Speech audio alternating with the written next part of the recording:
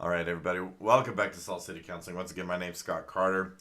I'm a licensed therapist here in the beautiful state of Utah. It's time for another installment of Healing Narcissistic Trauma. Again, I try to get these out on, on Sundays. It is actually Memorial Day when I'm recording this.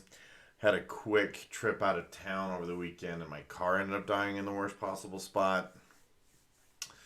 Happens, man. Life happens. What can you do, right? Well, complaining and getting upset about it. My mom's like, you're handling this really well. I'm like, getting upset doesn't help anything. It doesn't improve the situation whatsoever. In fact, getting upset makes everything worse. Makes everything exponentially worse. And so, anyways, in this video, I'm going to continue the healing narcissistic trauma series. And this video is I've got some important and helpful exercises for this one. So if you've been taking notes, if you have your notebook, you're going to want to take some notes. You're going to want to do these exercises. These exercises are going to be super important for you. Hopefully really positive, really powerful, and really effective. So there's a couple of ways to kind of go about this one. I'm going to probably do 2 or 3 videos on this method at least. And the idea is that if you do this method, if you do these exercises, you're going to kind of reprogram your brain a little bit. And that's sort of the idea, right? In one of my previous videos, I talked about that narcissistic trauma, like the brainwashing that happens, right? Through the use of fear and all of that. And so this exercise is designed to kind of rewire your brain. This exercise is intended to be something that's going to, I don't know, straighten things out a bit. And I'll get into it a little bit. Or a lot of it. I'll get into it and break this down and tell you what you need to do. If you're meditating, this is also going to help you with that process. Meditation is just going to help you with that process. And in that, along those veins, I can't emphasize enough how important meditation is to be in the present moment. Notice your emotions, notice your whatever, right? And so that you can that will help you to start reprogramming your mind. Meditation changes your brain. It changes your mind. And I'm reading this really, really amazing book about meditation. It's super thick. It's very, very thick, but full of so many good truths, full of so much good stuff. And I just can't emphasize enough how important it is to meditate through this process. Okay, so I'm going to get into this exercise. There's a couple of ways to talk about this. We're gonna talk about like reparenting. I'm also gonna talk about trauma focused CBT in future videos, like trauma focused cognitive behavioral therapy is what that stands for. We're gonna do that in a future video. But let me get some quick housekeeping out of the way. If you're new here, I hope that you will subscribe. And let's see. I'm a little brain dead this morning. I'm not gonna lie. A lot of sleep. If you really like my content, please hit the tip jar. Those links are in the description below. If you're in a high conflict custody or divorce, go check out my bare bones but new website, highconflictcommunity.com, where you can take some courses on high conflict, divorce, custody, co-parenting. All those links are in the description below. And if you have viewer questions, scottc at saltcitycounseling.com, or you can leave it in the comments section below. So let's talk about reparenting and what this actually means. Now imagine that part of your consciousness doesn't really distinguish very well the difference between reality, what's actually happened, and what hasn't, right? And so the idea is, if you can really like imagine certain things to be true, or you can run through some things visually, that it's going to reach a certain part of your subconscious and it will believe that it's real. Sort of like a dream, right? Like there's part of your consciousness that doesn't realize that dreams are fake, right? Or that dreams aren't real, for example. That's just part of your imagination. And so the idea here is to do this method that we kind of talk about. There's lots of different ways to go about this. And I'm going to give you one of them, and it's kind of called like reparenting. So consider this, right? That inside each of us, there's sort of a scared, small, hurt child. And that child needs nurturing.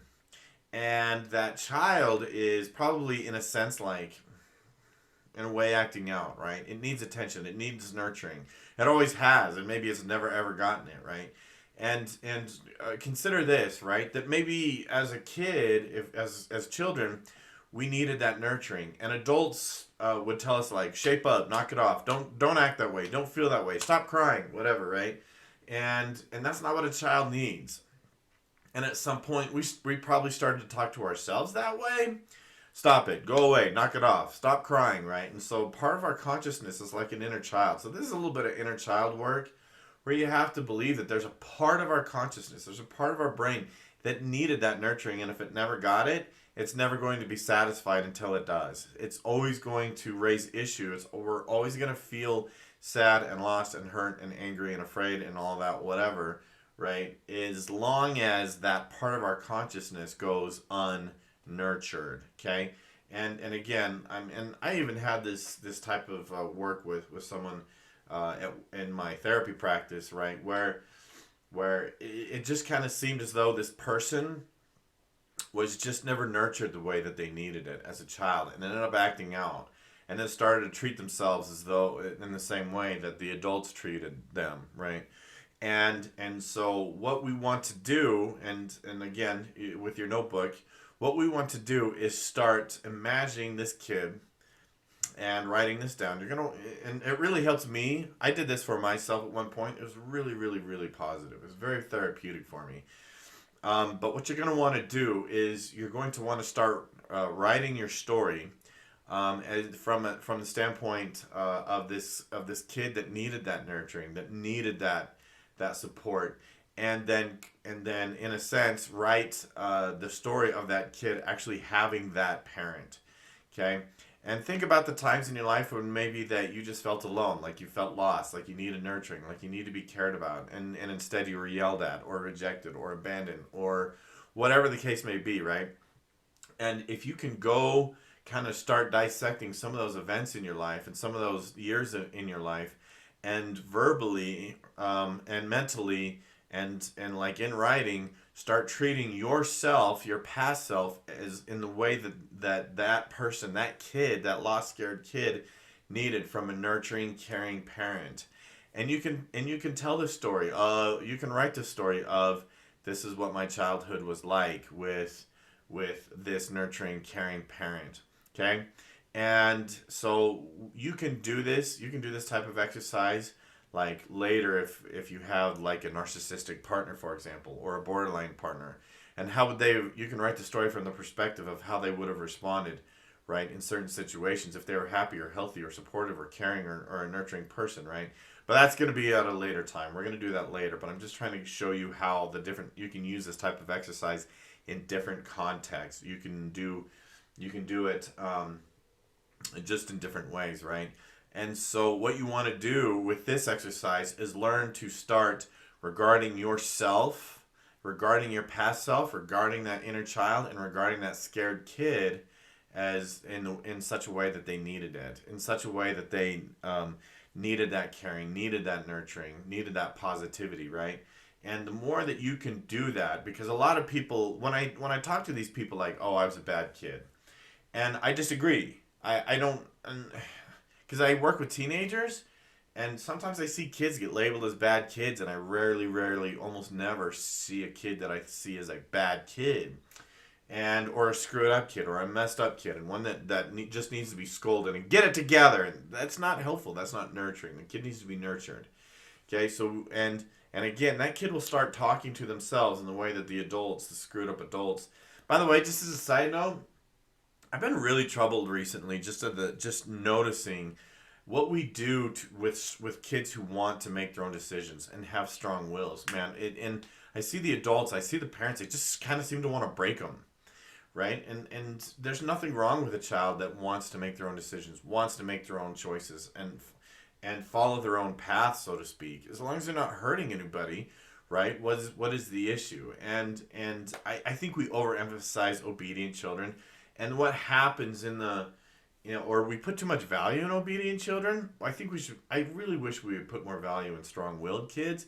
But what happens again is if we are, as children, let's say we have a narcissistic parent, if we do not behave exactly how they expect us to, by the way, you can't, because it's always a contradiction. You can never predict what they want in a specific situation. Then they're furious that you don't do it. Borderline parents do this too. You're just supposed to magically read their minds in the moment, but again, as a result, what happens is that kid it gets treated like they're awful, right? And then they join on the bandwagon and they treat themselves like they're awful. So sometimes I talk to these people, oh, I was a bad kid. No, you weren't. You were just told that you were a bad kid, and at some point you believed it. Okay, and so the idea here is start believing that you were a good kid raised by crappy people or people that didn't know better.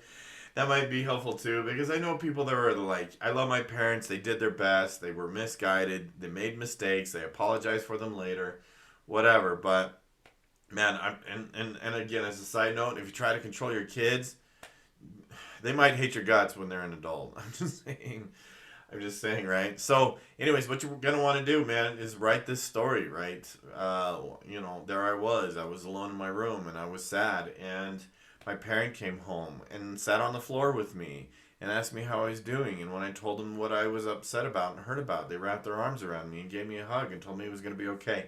Whatever the case may be, you start telling that story from that perspective of having that nurturing parent and the parent that embraced you, even though you might have been acting out and maybe seen through bad behavior and seen what you really needed, instead of saying, oh, shame on you for doing that thing that I disliked, that you know that you're not supposed to do. Instead, right from the perspective of having that parent that actually understands you and nurtures you in that way. Okay, so I'd be curious to hear some feedback. I'd be curious to see what people get out of this exercise. Maybe leave some comments below or send me an email. See if you get anything good out of it. I'd love to hear some feedback. Thank you for watching. We'll see you in the next one. Peace.